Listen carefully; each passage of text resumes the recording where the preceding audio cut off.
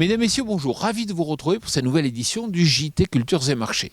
Pour débuter, nous évoquerons les dernières estimations concernant les exportations de céréales ukrainiennes. Nous mettrons ensuite le cap sur l'Amérique du Sud où le développement du maïs reste sous surveillance. Nous ferons un point sur le dynamisme des importations chinoises d'orge avant d'évoquer la révision par l'USDA de la production de blé en Argentine.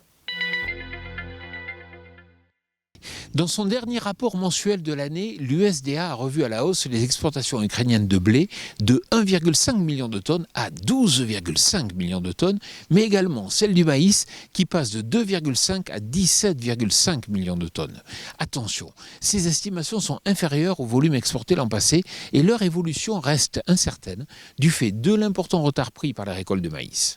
De plus, les frappes russes sur les infrastructures énergétiques du pays pourraient perturber de plus en plus les conditions de chargement. En Argentine, les conditions sèches persistent et ralentissent les semis de maïs avec seulement 32,7% des surfaces enlevées contre près de 50% habituellement à cette date. Les modèles météo ne montrent pas d'amélioration dans les prochains jours.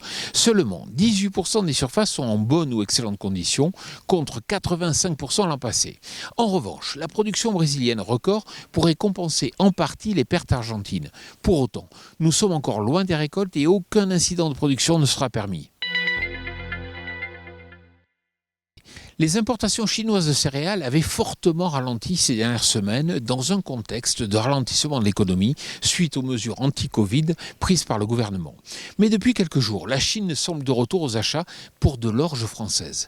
Le récent repli des cours a permis à l'origine française de retrouver de la compétitivité. Après les exports français quasiment nuls en novembre, ce regain d'intérêt de la Chine entraîne une hausse des primes portuaires et sera donc à surveiller. 12,5 millions de tonnes, c'est la nouvelle estimation de la production de blé en Argentine selon l'USDA.